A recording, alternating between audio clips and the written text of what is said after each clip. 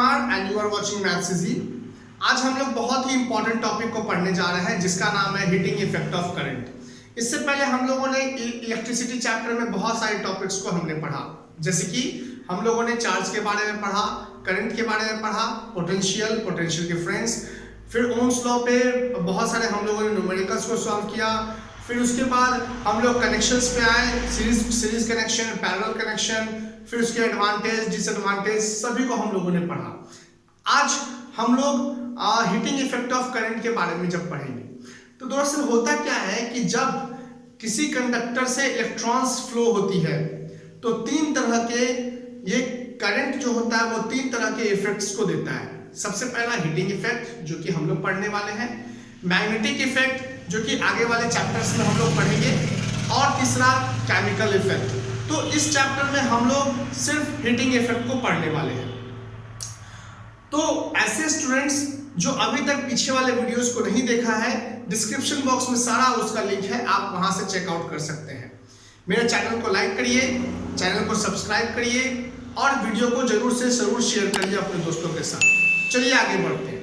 तो मैंने आपको क्या बताया कि जब इलेक्ट्रिसिटी किसी कंडक्टर से फ्लो होती है तो वो क्या कि तीन इफेक्ट्स हमें देते हैं, केमिकल इफेक्ट्स, मैग्नेटिक इफेक्ट्स और हीटिंग इफेक्ट। हम लोग इस चैप्टर में हीटिंग इफेक्ट को पढ़ेंगे, अगले चैप्टर्स में हम लोग केमिकल को भी पढ़ेंगे और साथ में हम लोग मैग्नेटिक इफेक्ट्स को भी पढ़ेंगे।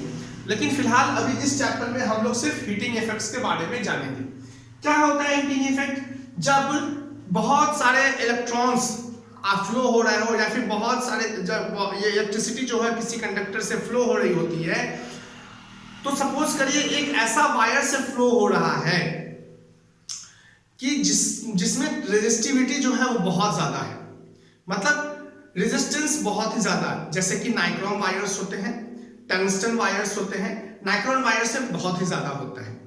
तो इसमें क्या होती है, रेजिस्टिविटी बहुत ही ज्यादा होती है, जिसके वजह से उसमें से इलेक्ट्रिसिटी जब फ्लो होती है उस कंडक्टर से, नाइक्रोम वायर से, सपोज नाइक्रोम वायर ही हम ले लें, तो नाइक्रोम वायर से जब इलेक्ट्रिसिटी बहुत ज्यादा फ्लो होती है तो वो उसमें क्योंकि जान रहा है कि रेजिस्टिविटी बहुत ज्यादा है, उसके पास बहुत ज्यादा टेंडेंसी है कि वो इलेक्ट्रॉन को बहने से रोके या फिर करंट को फ्लो होने से रोके। तो इसका मतलब दोस्तों ये हुआ कि वो इतना ज्यादा वहां पे फ्रिक्शन हो जाता है, इलेक्ट्रॉन्स का जो फ्लो होता है इतना ज्यादा वहां पे फ्रिक्शन हो जाता है कि वो जो अप्लायंस है जिसके द्वारा वो जो जैसे कि हमारे घर में हीटर्स होते हैं तो उसमें क्या होता है, नाइक्रोम वायर्स होते हैं, ठीक है। हमारे घर में वो पीले वाले बल्ब हुआ करते थे जिसमें टंगस्टन वायर होते हैं। तो कुछ समय के बाद जो होता है वो दोस्तों गर्म हो जाता है। गर्म होता है इसलिए क्योंकि जब यही इलेक्ट्रॉन्स जब फ्लो होते हैं तो वो वर्क डन होता है और वही एनर्जी जो है वो हीट एनर्जी में चेंज हो जाता है।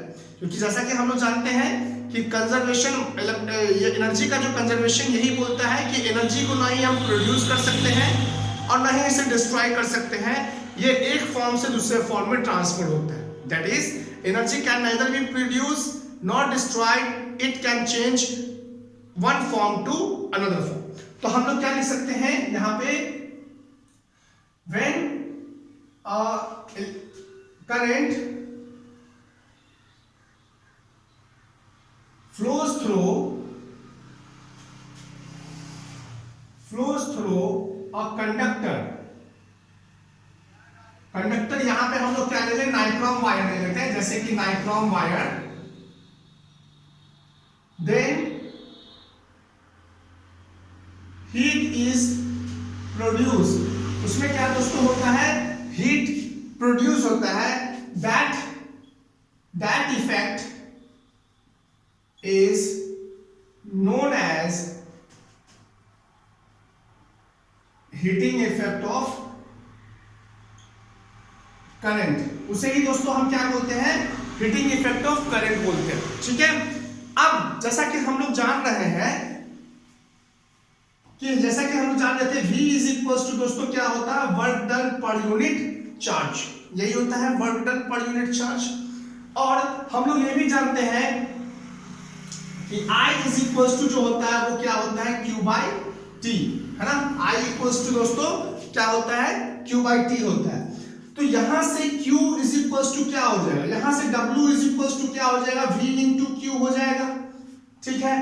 और यहां से दोस्तों हमें क्या मिलेगा, यहां से Q इज इक्वल्स टू क्या मिलेगा हमें, Q is equals to I into T मिलेगा, बिल्कुल सही, Q is equals to I into T मिलेगा। और हम लोग ये दोस्तों ये भी जानते हैं, तो इसका मतलब यहाँ पे हम लोग क्या कर दें, इस Q का वैल्यू यहाँ पुट कर सकते हैं हम लोग, बिल्कुल सही, V इंटू क्या हो जाएगा, IT, बिल्कुल सही, V इंटू IT। अब जैसा कि हम लोग जानते हैं ओम्स लॉ से, हम लोग ओम्स लॉ से क्या जानते हैं, V इक्वल्स टू IR, बिल्कुल सही, V इक्वल्स टू IR। तो यहाँ पे क्या होगा, V की जगह पे हम लोग क्या लिख सकते हैं, I इंटू R लिख सकते हैं, और इंटू पहले से है I इंटू T, मतलब क्या लिख सकते हैं, इसको मल्टीप्लाई कर देंगे तो हो जाएगा ये I स्क्वायर इंटू T, क्या आएगा, W is equals to I square into T। अब यही जो W है, जो कि एक वर्क डन है, एक एनर्जी है, एक जूल है, काम करेगा तो कुछ ना कुछ तो एनर्जी का तो क्या होगा, ये मतलब एनर्जी तो दे रहा है, एनर्जी तो है, ये क्या हो जाएगा, ये जूल हो जाएगा। अब ये जो जूल है वो किस में चेंज हो जा रहा है, हीट में चेंज हो रहा है। तो इस W को हम हटा करके क्या लिख सकते हैं, H लिख सकते हैं, जो कि H मतलब रिप्रेजेंट करता है हीट को, है ना। तो यहाँ पे हम लिख सकते हैं H is equals to I square RT।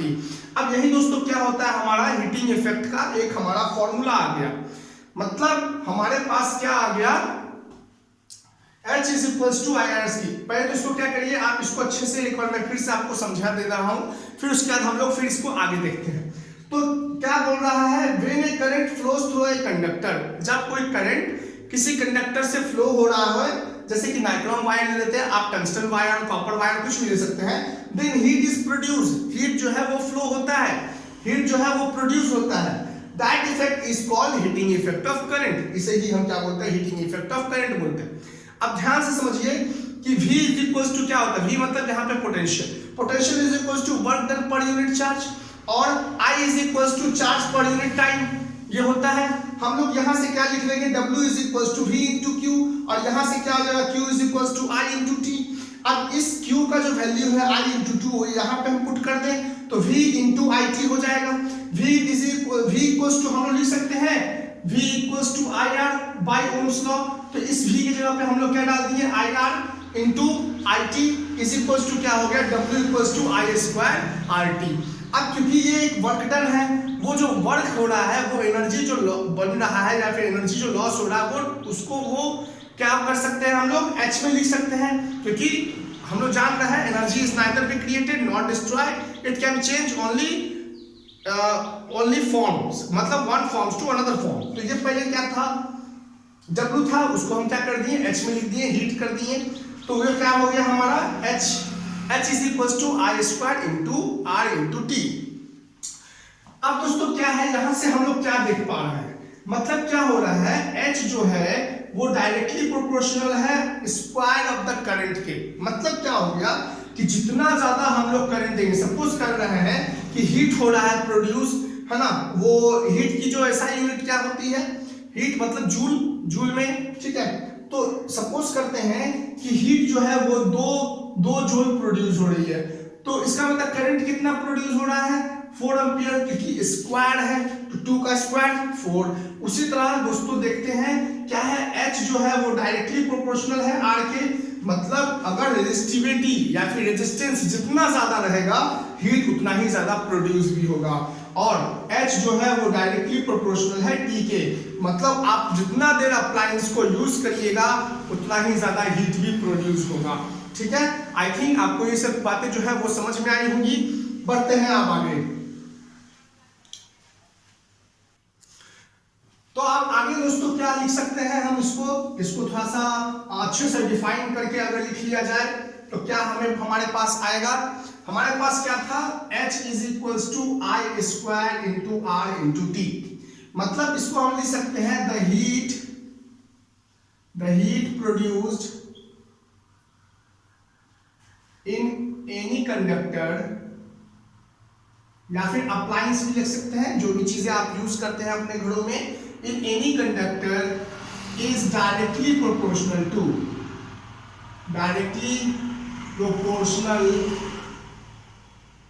To सबसे पहला क्या, square of the square of the current, है ना, करंट के स्क्वायर के प्रोपोर्शनल रहेगा, डायरेक्टली प्रोपोर्शनल रहेगा।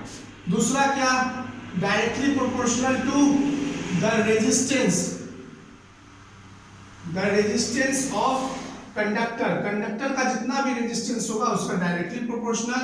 और हमारे पास क्या रहा, the time for which we use the appliance या फिर कंडक्टर। मतलब जो भी हमारे कोई, अगर हम लोग यूज कर रहे हैं, सपोज करते हैं कि हम लोग क्या कर रहे हैं, एक हीटर को ही यूज कर रहे हैं, तो क्या होगा कि इसमें से हीट निकलेगा, वो किसके डायरेक्टली प्रोपोर्शनल होगा, स्क्वायर ऑफ द करंट के, रेजिस्टेंस ऑफ द कंडक्टर के, वो कौन से कंडक्टर से बना हुआ है, या फिर है ना उसकी रेजिस्टिविटी क्या है ना, या फिर वो कितने समय के लिए हम लोग उसको यूज कर रहा है, 1 घंटे के लिए, 2 घंटे के लिए, 10 मिनट के लिए, 5 मिनट के लिए, है ना। इससे हम लोग क्या कर सकते हैं, बड़े आसानी से हीटिंग इफेक्ट को निकाल सकते हैं। तो ये था हमारा दोस्तों हीटिंग इफेक्ट ऑफ करंट का एक बहुत ही इंट्रोडक्टिव वीडियो। आपको, आई होप कि आपको ये वीडियो समझ में आया है। प्लीज वीडियो को लाइक करिए, शेयर करिए और मेरे चैनल को जरूर सब्सक्राइब करिए। Thank you and have a nice day.